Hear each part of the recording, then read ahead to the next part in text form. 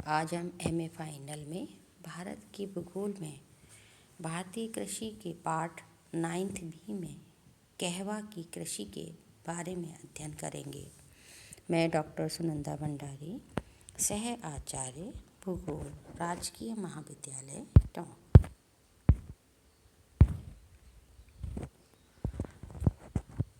जैसा कि मानचित्र में आपको दिखाई दे रहा है कि कहवा यानी कॉफ़ी का उत्पादन दक्षिणी भारत तक ही सीमित है, क्योंकि इसके लिए जो भौगोलिक आदर्श दशाएं चाहिए वो दक्षिण भारत में ही मिलती है। कॉफ़ी के उत्पादन में Bharat, Brazil, Vietnam, Colombia, Indonesia और इथियोपिया के बाद अपना स्थान रखता है, यानी छठे स्थान पे भारत का स्थान है। कॉफ़ी के अंतर्गत वैश्विक क्षेत्र में 2% भागीदारी के साथ भारत विश्व कॉफ़ी उत्पादन तथा अंतर्राष्ट्रीय व्यापार में लगभग 4% की भागीदारी रखता है। कॉफ़ी लगभग 40 लाख हेक्टेयर क्षेत्र में उगाई जाती है, वो भी मुख्यतः दक्षिणी राज्यों कर्नाटक, केरल और तमिलनाडु तक ही सीमित है। यहाँ यदि हम कॉफ़ी की उत्पादन की भौगोलिक दशाओं के बारे में देखते हैं तो तापमान के अंतर्गत इसका उत्पादन उन क्षेत्रों तक ही सीमित है जहाँ औसत वार्षिक तापमान 15 डिग्री सेंटीग्रेड से 18 डिग्री सेंटीग्रेड से अधिक नहीं बढ़ता है। साधारणतः इसके लिए 12 डिग्री से 30 डिग्री सेंटीग्रेड तापमान ठीक रहता है। कहवा अधिक तेज़ धूप को सहन नहीं कर सकता, अतः इसके आसपास छायादार वृक्ष जैसे केला, सिनकोना, रबर, मटर, सेम, नारंगी, सिल्वर ओक आदि लगाए जाते हैं। वर्षा इसके लिए 150 से 200 सेंटीमीटर तक पर्याप्त मानी जाती है। यदि वर्षा का वितरण समान रूप से हो तो यह 300 सेंटीमीटर तक की वर्षा वाले क्षेत्रों में भी पैदा किया जा सकता है, किंतु अधिक समय तक सूखा पड़ने या निरंतर भारी वर्षा होने या जड़ों में पानी भरा रहने से इसका उत्पादन कम हो जाता है। यह पहाड़ी ढालों पर साधारणतः 900 से 1800 मीटर की ऊंचाई तक पैदा किया जाता है। दक्षिण भारत में कहवा के उद्यान साधारणतः घाटियों के पार्श्ववर्ती भाग में तथा पश्चिमी घाट पर मिलते हैं, जहां वर्षा काल में चलने वाली तेज हवाओं से पौधों का बचाव हो जाता है। मृदा की दृष्टि से कहवा अधिकतर वनों को साफ की गई भूमि में अच्छा पैदा होता है, जहां भूमि में अधिक उपजाऊ तत्व मिलते हैं। कहवा के लिए यदि हम देखते हैं तो दोमट मिट्टी तथा ज्वालामुखी के उद्गार से निकली हुई लावा मिट्टी भी अधिक उपयुक्त होती है, जिसमें क्रमशः वनस्पति और लोहे के अंश मिले रहते हैं। चाय की तरह ही कहवा के वृक्षों को रोपने, स्थानांतरित करने, फलों को तोड़ने, उन्हें सुखाने, भूनने, पीसने और डिब्बों में डिब्बाबंदी करने के लिए सस्ते श्रमिकों की आवश्यकता होती है। नर्सरी से कहवा के पौधे को जनवरी से मार्च तक बोया जाता है। 3 वर्ष बाद पौधे से फल मिलने लगता है, जो 35 से 50 वर्षों तक फल मिलता है। फल अधिकतर अक्टूबर से जनवरी तक चुना जाता है। दक्षिणी भारत में वर्षा की प्रथम बौछारों के बाद फूल आने शुरू हो जाते हैं। यह फल लगभग 5-6 महीने में पककर तैयार हो जाते हैं तथा इसे अक्टूबर-नवंबर में चुन लेते हैं। कर्नाटक में फरवरी तक पौधों से लगभग 3-4 बार फल चुन लिया जाता है, जबकि नीलगिरी में मई से जून तक कई बार फल चुने जाते हैं। एक वृक्ष से एक वर्ष में औसत आधा किलोग्राम तैयार किया गया कहवा मिलता है।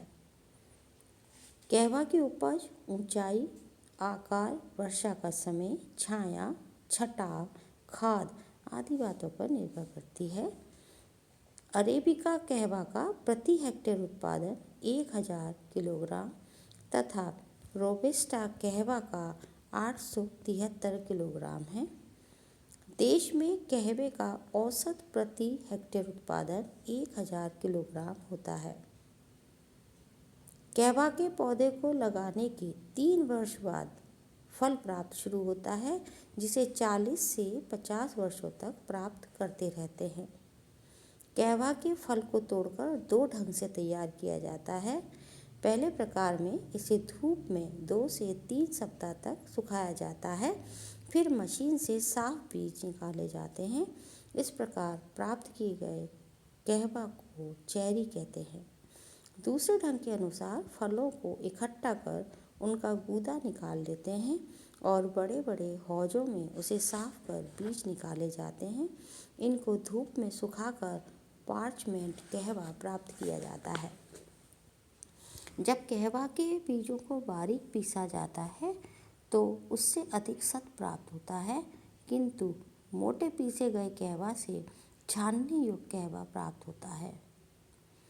वर्तमान में दैनिक उपयोग के लिए रोबस्टा कहवा से तैयार की गई तुरंत कॉफ़ी का प्रचलन अधिक है। यूरोपीय देशों में भारत के मानसूनी कहवा की मांग अधिक होती है।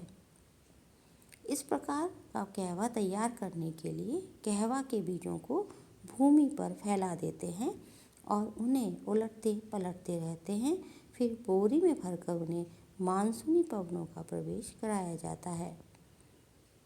भारत में अरेबिका कहवा और रोबस्टा कहवा दोनों ही पैदा किए जाते हैं।